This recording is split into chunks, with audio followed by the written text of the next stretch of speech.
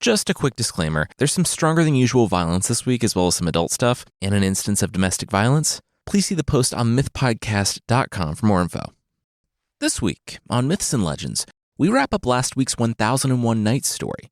We'll learn that you should always fight the monster on Magnet Mountain, that you should definitely store the knife drawer above the bed of the person you're prophesied to kill, and that when it comes to getting married, maybe avoid murderers. The creature this time is Jack in the Bowl, who's like the Buttercat, if the Buttercat was exclusively into beer and cake.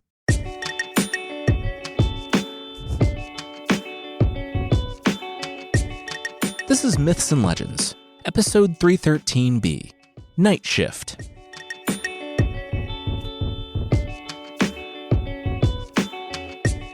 This is a podcast where we tell stories from mythology and folklore. Some are incredibly popular stories you might think you know, but with surprising origins. Others are stories that might be new to you, but are definitely worth a listen. We're continuing last week's story, where things turned violent at an epic house party. The people, to enter, had to agree not to ask about anything that didn't concern them. And when the hostess began beating dogs, and another rolled around on the floor weeping, they asked what was up, and immediately found knives at their throats. If they didn't tell their life stories, they would die.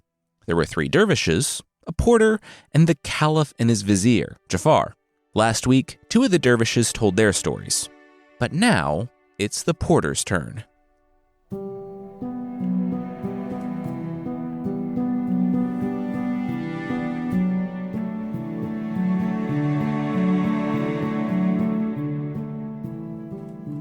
How about you, next?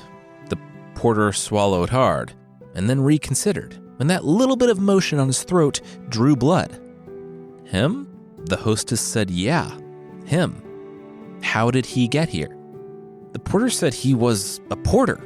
He delivered groceries. She hired him that day in the market. His dad was a porter, and his dad before him, his parents were gone, so he was alone in the world.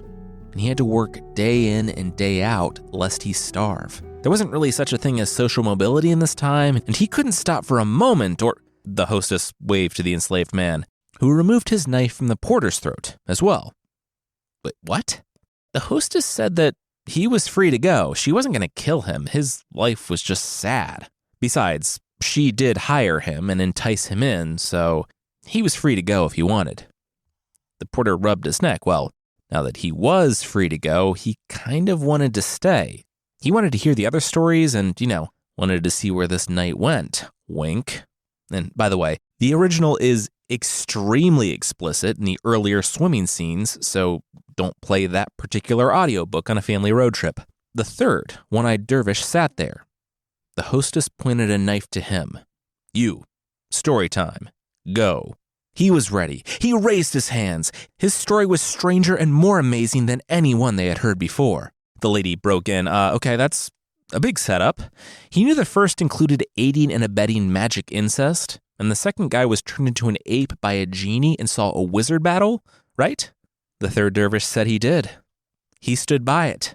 He, too, was not once a prince, but a king. He looked at the other 2, yeah, not deposed, not turned into an ape on a road trip, full king. He looked back to the hostess. As a king, he had a lot of stuff, and now he was going to exhaustively list all of his stuff. And he did. He got off to a slow start, as his misfortune mainly consisted of unforced errors. He had a ton of pleasure boats and warships, as he detailed ad nauseum, and he liked to take them out sailing. The islands around his kingdom weren't cool enough, so he took them farther out to sea. Turned out staffing your ship full of your party buds was a good way to end up with neither a ship nor party buds. They were hit by a storm at sea, but that wasn't the worst part. They were approaching Magnetic Mountain. He grinned. You see, a magnet is this wondrous thing that pulls iron and... A lodestone, yeah, we know, the hostess said.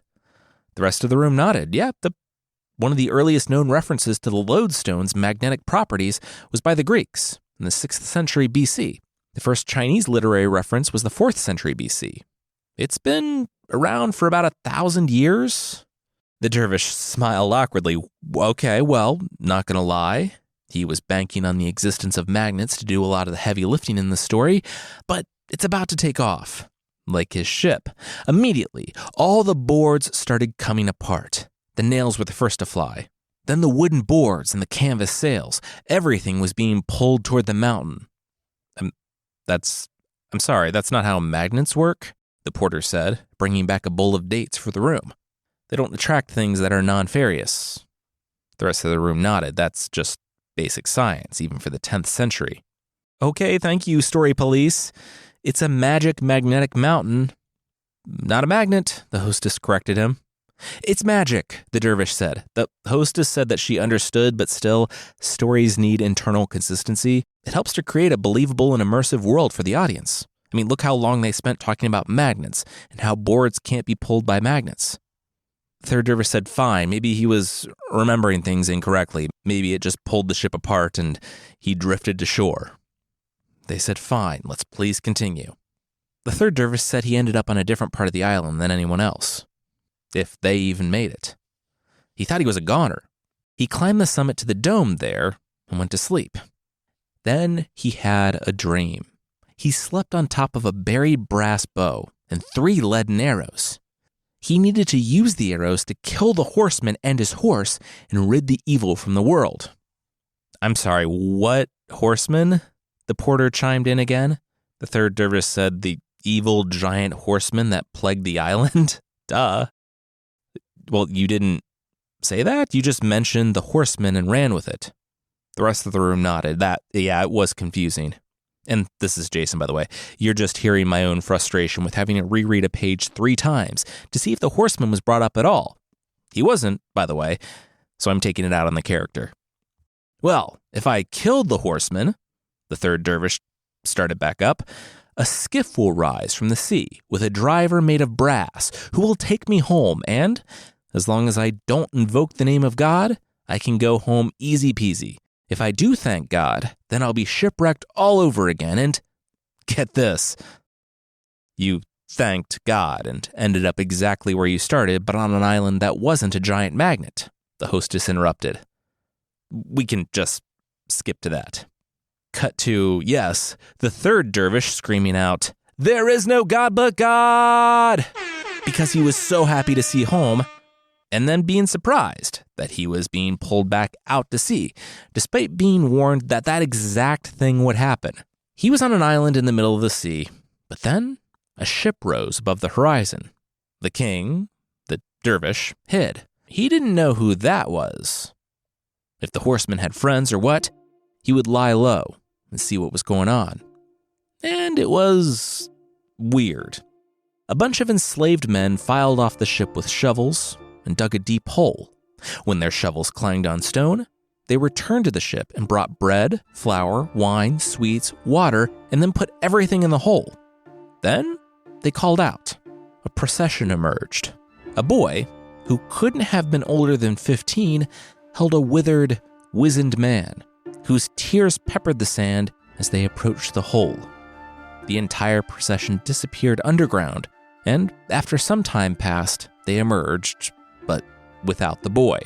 Plot twist, I thought they were burying the dad, the king whispered to no one in particular. Almost as soon as they were out of the hole, they began piling dirt on it, and as soon as that was finished, they boarded the ship and left. The king would have liked to have thought he was above grave robbing, but he definitely wasn't. There was a lot of food in that grave, so a few hours later, he hit the tomb. Or what he thought was the tomb. In fact, you might find this unbelievable, but it was a stone doorway to a secret stair. He waved his hands with no small amount of flourish and waited.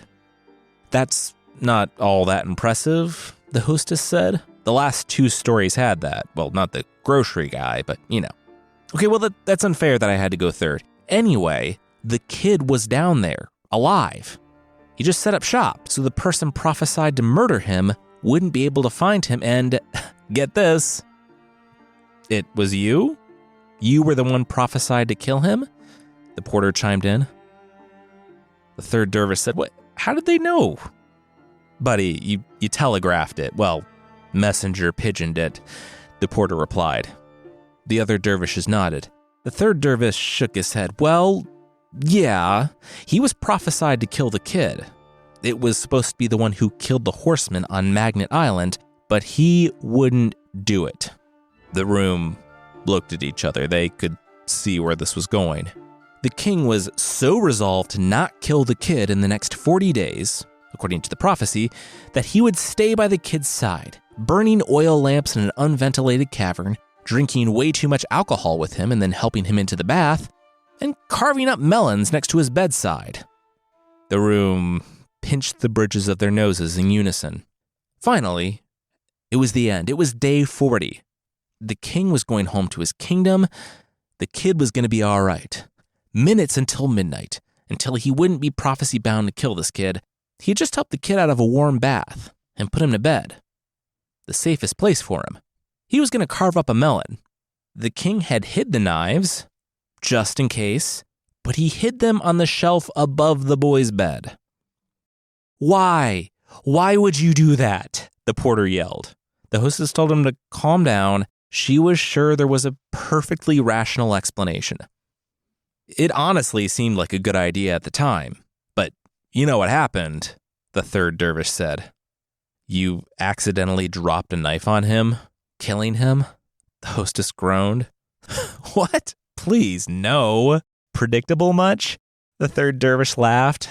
I fell from the ladder, knife in hand, and accidentally stabbed him in the heart. I was right next to his face as he died. It was intense. The funeral was a sad affair. The king, the future dervish, watching from the shadows. The father ended up so sad about his son that he died. So the enslaved men were no longer that. They jacked the ship and took off, and the king spent another month on the island, living in the underground mansion. A month later, though, the weirdest thing happened. Well, like the third weirdest thing in the story so far. A land bridge formed on the eastern side of the island. Sand stretching off almost over the horizon. But there, at the end, a giant fire glowed. The king, not knowing about wildfires, I guess, said that there was nothing in this world that could make a fire that big without it being kindled. The king was more wrong than right, but what he found at the end of the long trek was, well, weird dudes. It was a palace made of brass that reflected the sunlight and probably got so hot in the Middle Eastern summers. The people of the palace were happy to let him in, but it was pretty much the only thing they were happy about. Why do you guys only have one eye? The king asked. All the men who only had one eye. They snuffed out the fires and started rooting around in the ash. Don't ask us why we only have one eye. You don't want to know, the men said. The king now really wanted to know. They told him that no, he didn't. If he learned, he would be just like them. Now, if he would excuse them, they had some screaming to get to. Every night, the men of the palace, and they were only men, by the way, would smear ash on their faces, beat their chests, and wail all night. Now, for me, I would just let it go. If someone was obviously miserable and cursed and told me that the only way to know what was up was for me to be miserably cursed, and there was nothing I could do to help them, I would just continue to let them be miserably cursed, I think. But I'm not the main character in this story. Probably bored out of his mind and unable to sleep, curiosity finally got the better of him. Please, he begged, tell him why they were like this. He would take any consequence. The men said, sure, whatever, and went to go kill a sheep.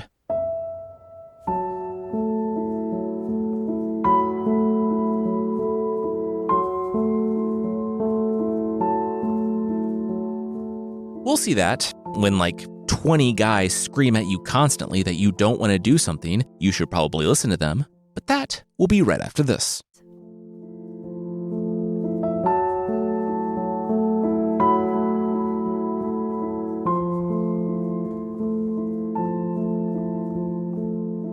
So you're going to get in this lambskin sack, and we'll sew it up for you. A rock will pick you up and take you because you look like a sack of skin. Apparently the rock, the giant bird's favorite meal. When you land, just cut yourself free, and the bird will fly away. Walk for half a day in the only direction available, and you'll see a red gold palace studded with emeralds and precious stones. go in and, well, you'll learn why we only have one eye and cover our faces in ash, mourning our previous life. As they stitched up the king, the future dervish, he asked, who was the one discovered this? This was a lot of really specific steps that needed to be followed. And why did people do it after? The men did not answer. Like most people in the king's life, they were pretty happy to be rid of him. You know who was very happy to see me, though? The dervish smiled. 40 ladies, wink, sumptuous ladies, at the palace I found near the landing site. The dervish ran his fingers through his hair and sat back, while the others in the room questioned the use of the word sumptuous. We sat and talked until nightfall, and at nightfall, well, let me just say, we had some dinner. Then he described, in detail to the party, what happened after dinner. You can probably just skip ahead, the hostess said. You don't want me to describe each night with a different woman for an entire year in exhaustive detail? The dervish asked. I do. The porter sheepishly raised his hand. We do not, the hostess said. Please, continue. The third dervish rolled his eye. Well, whatever. So, at the end of the year, the women were crying. They were all sad they had to leave their boy toy. That's me. You're like 40, the hostess said. And the man continued. They made a deal with him. He could stay in the castle. He would have a key to every room. Every room was available to him except one room. Oh, okay. I got it. It's a Bluebeard thing. The porter chimed in again. It's what? The porter looked to the hostess. It was a Bluebeard thing, right? Like where you can go to any room in the castle except one, and he went to that room. Spoilers! The third dervish shrieked. The porter said it wasn't a spoiler. It was a very common, very old trope. The third dervish said, well, okay. He had 100 keys to 100 rooms, but he couldn't go into the gold door. These women were all princesses who had to go back to their dads for 40 days. I guess they were doing like a sleepover thing, where each said they were sleeping over at a different friend's palace for a year, and as long as no one parent completed the circuit of calling all the other parents, they were good. The princesses had left, hopeful that the king wouldn't open the golden door, but, no one had managed it yet. So, you'll never guess what happened. The king winced. We already guessed that you went in the room, the porter said. The third dervish, the king, said, oh, then, yeah, they did guess what happened. The rooms were nice. A beautiful garden, jewels, running streams, but that mystery box. You gotta know what's in the mystery box. You know who it was? The dervish said, pointing at the room. It was Satan, not in the box. Satan was tempting him. The room looked at each other. The third dervish was nothing if not his own worst enemy. The devil had nothing to do with it. Case in point, inside the room, a black horse. Now, the king could have left it alone.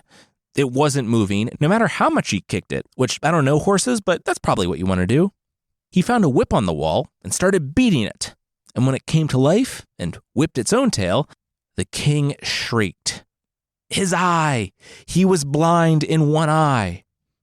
Okay, you're done, the hostess said.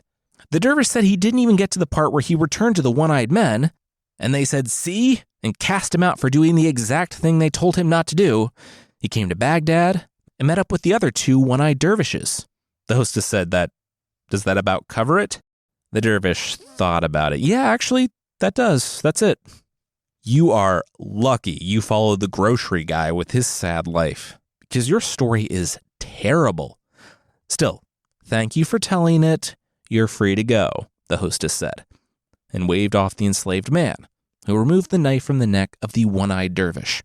Her eyes turned to the caliph and the vizier. The commander of the faithful said he very much did not want to die, but he and his dad's story wasn't as good as the others. They were just simple merchant men. They were out at a killer party earlier with great wine and food, but not so great company.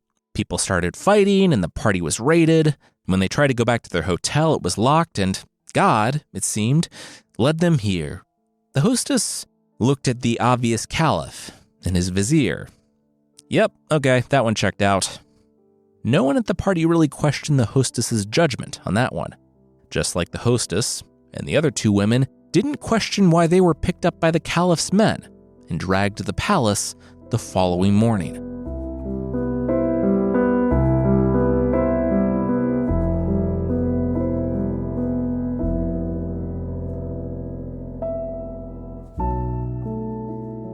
You see, when the men left, the three dervishes had nowhere to sleep that night.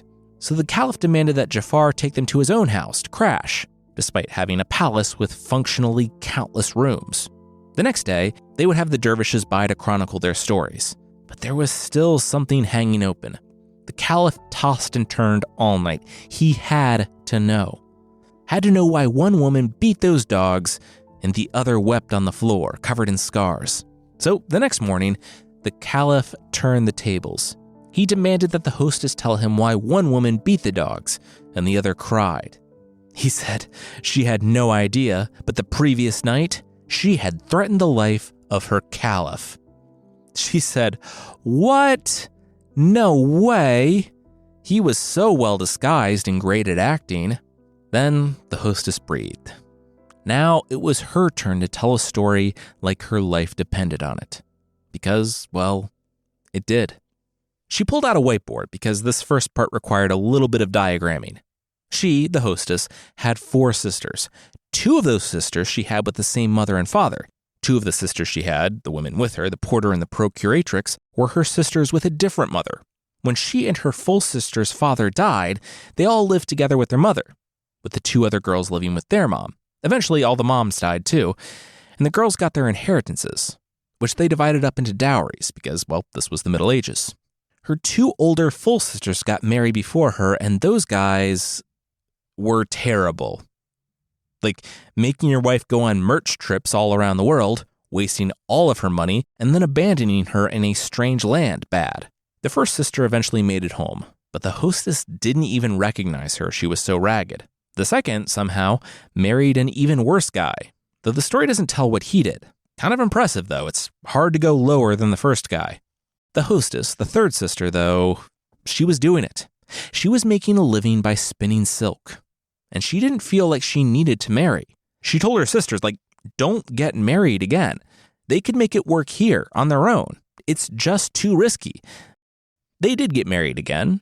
Their husbands cleaned out their finances and left them, and they finally accepted the youngest sister's wisdom.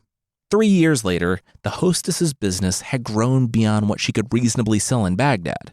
She, like other merchants, had to buy space on a ship to sell her goods in a different city. She kissed her sisters goodbye, set sail, and they were immediately lost. The sailors resolved to just unfurl the sails and see where the wind took them. Had to be better than the nowhere they were stranded. They were mostly wrong, and for the next 20 days, the ship went nowhere fast. Until, one morning, the lookout cried that they spotted not just land, but a city. The boat scraped the sand, and the hostess emerged, calling out with a greeting to the people at the city gate, the people that seemed so transfixed by her presence that it was like they were carved out of stone. Well, that's because the people were carved out of stone. The hostess walked up and saw people standing there with staves, completely stone.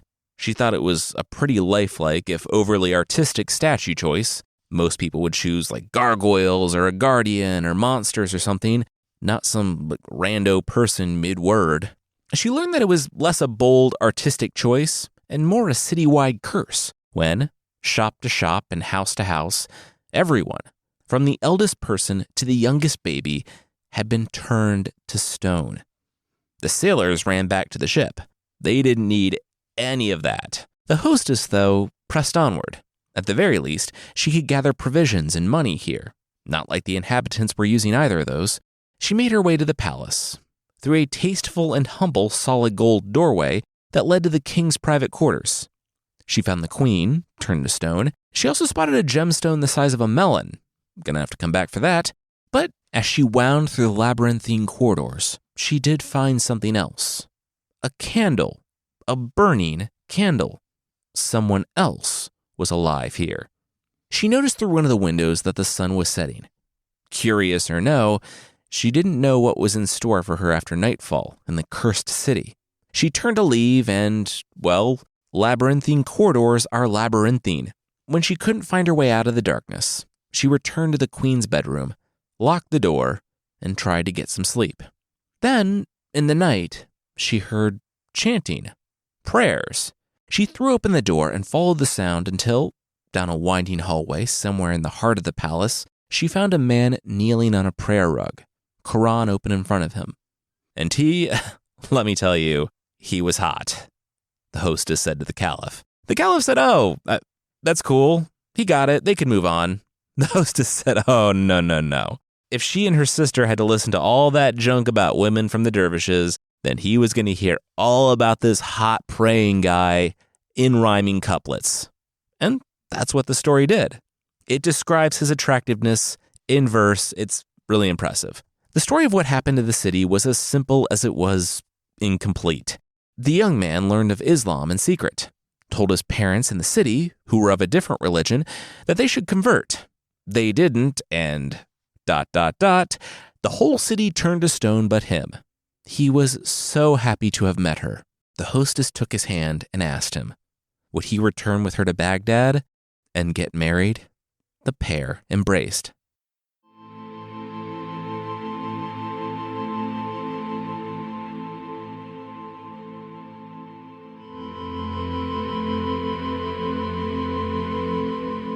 We'll see the way evil snakes do therapy, but that will, once again, be right after this.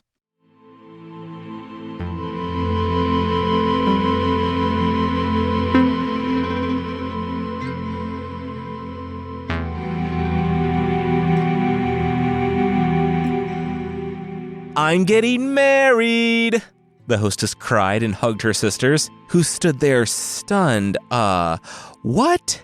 What happened to them all being happy and cool and single without guys? And oh my gosh, look at him. They could see his abs through his flowing tunic somehow. What in the world? I know, right? The hostess gestured to the ship full of riches. They could take whatever they wanted off the ship. She only wanted him. The couple looked in each other's eyes. The sisters, so happy for the youngest, floated the idea of a celebratory boat ride in Nap. They never went anywhere and they were rich now. They should just, cut loose. So the hostess agreed. Yeah, sure. They unloaded the ship and took off. The nap part was apparently a non-negotiable, which was weird, but the hostess kind of learned why when she woke up drowning. Yeah, they waited until the hostess and her betrothed were asleep and tossed the pair overboard. The hostess swam to shore and cried out for her fiancé. He arrived, floating face down. He didn't make it. There was some food and fresh water on the island, and eventually, the hostess roused herself from her grief enough to not starve.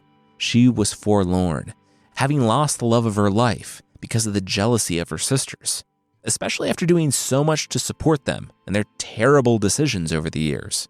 Maybe that was why she took pity on the snake. A snake was being pursued by another snake. And while I would personally let that whole terrifying situation sort itself out, the hostess felt for the snake. Wanting there to be some justice in a cruel world, she stomped on the tail of the pursuing snake and then kicked it until it let the victim snake go, and then also kicked it several more times until it died. The victim snake turned, unfurled its wings, and the hostess watched it flap off into the sky. The hostess shrugged. Oh, she guessed flying snakes are a thing now. She sat down to resume crying. A few hours later, a human woman, walked on the beach, 2 snarling dogs in tow. She called out to the hostess, who rose and greeted her. The stranger greeted the hostess like an old friend, and the hostess said, hi? Who are you again? The woman said that she was the snake, the one the hostess just rescued, and she had made everything right. Right, to her, was flying over and commandeering the ship from the evil sisters, taking it home, unloading all the riches, and turning the 2 sisters into dogs. The hostess said thank you to the snake woman, but told her that she could turn the sisters back. They were still her sisters, and the hostess still loved them. The snake said, oh, no. This wasn't like a nice forgiveness thing, where she loves her sisters despite their brokenness. This was snake therapy. She was to take a rod and beat these dogs 300 times each night, or else she, too, would be turned into a dog. The hostess blinked and found herself in her home, rod in hand and dogs by her side. Oh. Yep, okay, the dogs. Makes sense now. Got it, the caliph said, and pointed to the next woman. You, the one who cried at the singing, what's your deal? She said, well, her story was a tale of love and loss. You see, she was a sister of the hostess from another... The caliph cut her off. Yeah, they already did the diagramming bit. She was one of the hostess's half-sisters. Her parents died, left her some money. Let's pick up there. I don't have all day, and this woman has to get home to beat some puppies at some point. The weeping woman nodded. Of course. Well, her deal was that she was invited to a wedding by an elderly woman.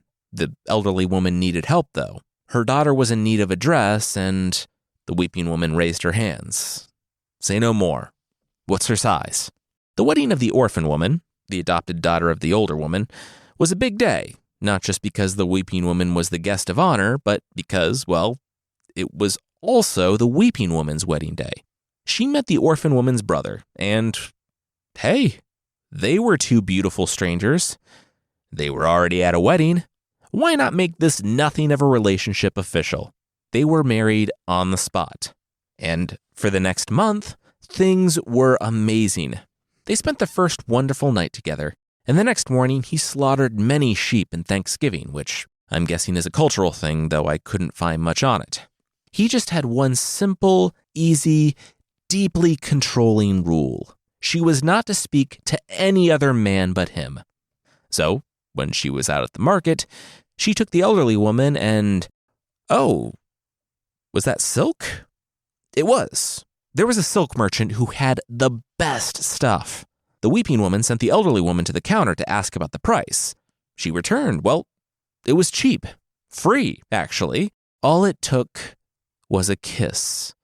The weeping woman said, oh, no, she was married. She couldn't. The elderly woman said, relax. It was just a kiss on the cheek, not a conversation. She could just look to the side, close her eyes, and in an instant have bolts and bolts of silk without breaking any of her husband's weird, toxic rules. Though it definitely went against the spirit of what her husband had her swear to, it didn't technically go against the letter of it. The weeping woman shrugged. You know what? Sure. For free silk. She turned, and the silk merchant bit her face. She woke up on the floor, having passed out from the pain, with the elderly woman above her, pitying her. She stood, and blood bloomed on her blouse, and the elderly woman told her to run home. She would meet the weeping woman there with creams, powders, and plasters that would heal her face. The elderly woman didn't come in time, though, and her husband returned home. The weeping woman snuffed out all the lights and lit some candles, and he asked what was wrong. She said it was nothing. She was just out at the market, and a camel driver jostled her. The weeping woman ran into something, and it tore her veil and cut her face just a little bit. Nothing to worry about. The husband rose. Well, there was an easy solution to that. He would speak with the governor and have every camel driver executed. The weeping woman said, no, they didn't need to do that. They went through this one more time with donkey drivers before the husband thought his wife might not be telling him the whole truth. So he told her that it would be okay. Whatever happened, they would get through it because they loved each other, and they had a relationship based on trust. They sat down to a conversation. Just kidding. Several enslaved men rushed out, pinned her down, and held a sword to her neck. The husband told her that if she didn't fess up, he would feed her head to the fish of the Tigris River. After a lot of traumatic back and forth, the husband raised a sword, but the elderly woman, his mother, came in and threw herself at his feet, begging him to relent, show compassion and forgiveness. And from our perspective, and most others, the husband's version of compassion and forgiveness, of having the enslaved men beat her until she was unconscious, was lacking. She woke up hours later in her original home that she had kept by herself before she got married. And when she returned to the house that she shared with her husband, she found it in complete ruin. Like, not just ransacked, but the walls themselves were rubble. It was a profoundly epic tantrum. So the sister came to live with the hostess, and they would have secret fun parties and live life without men. The caliph sat back, considering all this. Well, it sounded like they had a lot of problems that he could solve. The woman said no, they were actually pretty good with their lives now. The caliph said, you know what, no, he was going to help out here, unprompted. He motioned to the hostess. Hey, that demon Ifrit who transformed your sisters, do you know how to contact her? The hostess said, yeah, actually. She had left that out, but the woman had given her a tuft of hair that she could burn to summon the Ifrit. The caliph held out his hand. May I? The woman said the caliph was an absolute monarch, so literally yes, always. She gave him the tuft, and he tossed the tuft on a brazier, and it sparked. In a moment, the hall filled with darkness. Fire rose from nowhere and everywhere all at once. The demon, the Ifrit, had arrived. Hey, cut it out, the caliph yelled. The room was normal. Wait, is that the caliph? The Ifrit said. The hostess waved hi and nodded. Yep. The Ifrit bowed. Oh, shoot. Hey, sir, how may I help you? The caliph pointed to the hostess. Turn her sisters back and make it so she doesn't have to beat them without turning into a dog. The Ifrit snapped her fingers. Done. She was just trying to teach this woman assertiveness and to not let people continue hurting her, even if she did forgive them. Yeah, but by turning them into dogs and threatening to turn the woman into a dog too? The Ifrit said, well, it's the way a demon would teach assertiveness. The rest of the room nodded. Yeah, that tracked. The caliph said he also wanted to know who this guy was who beat his wife and left her. The Ifrit said, well, he might be closer than you think. Just then, a noise came from behind the caliph. He turned. Oh, it was just his wife. The weeping woman said, wait, that was his wife? That was her mom, well, her mother-in-law. The caliph blinked. Wait. He yelled for his son to get out here. The man emerged and froze. So, yeah, it was the caliph's son who had snuck out with his mom, set up that whole wedding with the fake sister under false pretenses, and who had married the weeping woman. And the caliph, to his credit, did have his son brought before some judges who exonerated him for what he had done. Apparently the wife, swearing a vow, gave him the right to straight up kill her, and so he was lauded for his restraint. Yeah. The caliph said this night had changed his life. Learning the stories of so many people had deepened his own experience and appreciation for the world, and he never wanted this party to end. He officially remarried his son and his son's wife, married the 3 dervishes to the 3 remaining sisters, and they were all one big, maybe happy family. All except for the porters, who remained porters. Yeah, sadly, no upward mobility for them.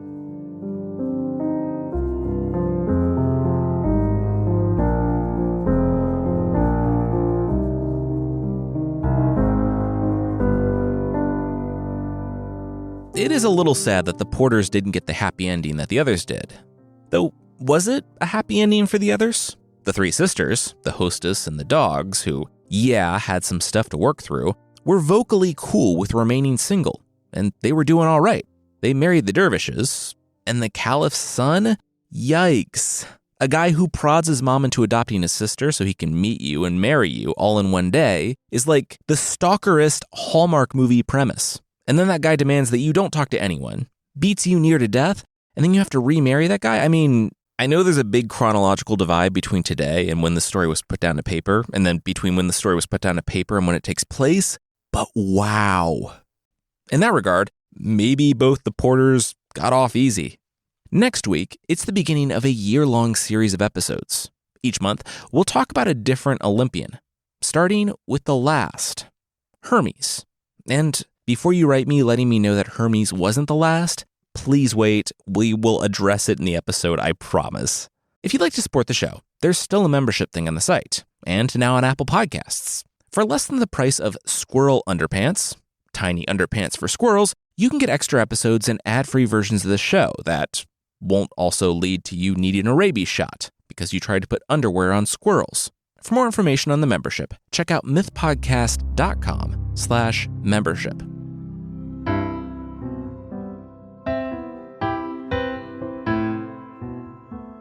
The creature this week is the Napf-Hans, from Swiss and German folklore. Napf-Hans means potjack, or jack in the bowl. He's like the English brownie in that he'll help out around the house for a small offering. In the case of the Napf-Hans, it's a bowl full of sweet cream, a piece of cake, and a beer. All those weekly. Which, when I thought it was just a bowl of sweet cream, I was like, not worth doing chores. For cake, beer, and sweet cream though, yeah, I'll stay up all night doing your chores. Sometimes the Napf-Hans will leave cheese out for you. Cheese that regrows. Now that sounds gross and weird, and maybe it is, but it's also very handy in times when people are starving. Whenever you'd slice or bite off a piece of cheese, that bit would regrow. Not sure if it's a thing where it just pops back in overnight, or if you have to watch it immediately heal itself like some sort of cheese Wolverine, but it does make for some cheap cheese. That is, unless you're improvident enough to eat the whole thing. They'll cut corn for you, load the wagons that we still all have, and bring healing herbs for anyone who has been hurt. But the catch? Keep your mouth shut. They don't want you talking about them, good or bad. Definitely not bad, but it'll both end the same way for you, with them going to the next house and helping them out instead of you. Yeah, they're serious. Yeah, don't complain about the quality of free labor. If you do, though, you don't have much to worry about. Only that you won't have free labor from them again. The worst they'll do is steal hay from neighbors for people they really like. There's a lot of overlap between this creature and a few others. So much so that the Napf-Hans is often called a kobold, which is a human-like sprite, not a lawful evil small reptilian humanoid with an AC of 12 and 5 hit points. There was some attempt in the early 1800s to rationalize the reason people believed in these things. They came up with the reason that early inhabitants of the Swiss mountains, driven up there by various attacking people groups, took refuge in the cliffs and caverns, and only slowly revealed themselves to peaceful settlers, approaching them and assisting them, becoming something of a legend or wondrous in the process. I mean, there are some issues with this theory, the growing cheese for one. Another, I don't know. For some reason, I'm cool with a helpful brownie or kobold living in the shadows and helping out. But just some guy breaking in, drinking a beer, and stealing hay from my neighbors feels a lot less helpful and a lot more creepy.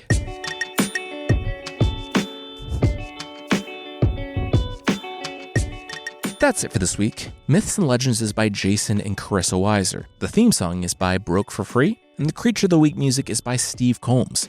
There are links to even more of the music we used in the show notes. Thank you so much for listening, and we'll see you next time.